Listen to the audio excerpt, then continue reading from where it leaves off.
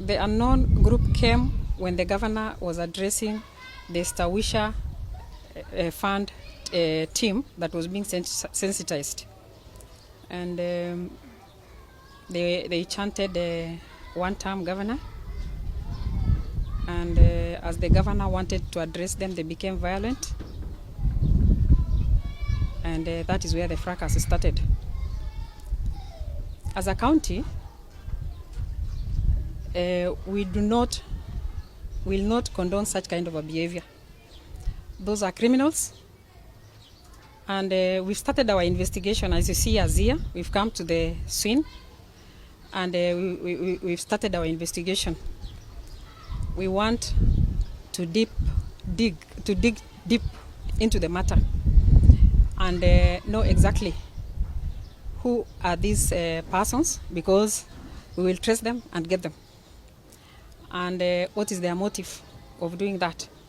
Because we believe that Mombasa people are good people. And the few people who are trying to create a bad picture of the county do not have room.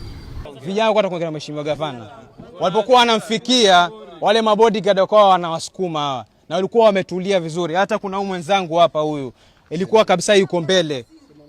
Alipokuwa yuko mbele akawa atakuongea na yule bodyguard akawa msukuma, akatoa bunduki. Mimi ndo nimeona, nikamzuia, nikamwambia achana naye. Ilikuwa impate huyo akifondo, nikaanguka naye nikamrusha kando. Yule bodyguard kwa ile hasira akapiga chini hivi akalengesha kwenye miguu.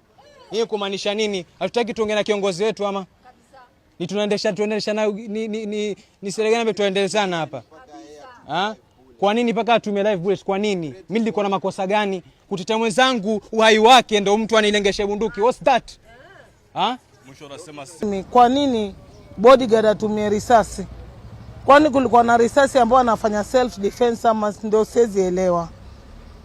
Lakini kwa kitendo kilichofanyika leo, siasa hizi mimi nashindwa. Gavana wangu mahali huko, why are your people wanatumia nguvu kwa siasa yako?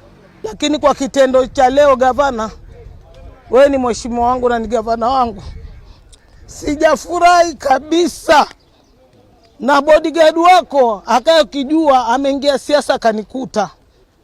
I'm here waiting for him. Chochote kisimfanye mtoto wangu, otherwise hatanipenda. Juu mimi natumia mkono, situmii risasi. And I will find him whenever he is. Na ataniambia kwa nini kwenye crowd ya wananchi wengi unatumia risasi kwa nini? It is clear that the political intolerance level ndani ya Mombasa County imefika hadhi ambapo ni mbaya. Now we are calling upon the Inspector General of Police to keep a close watch on what is trending, what is happening in Mombasa.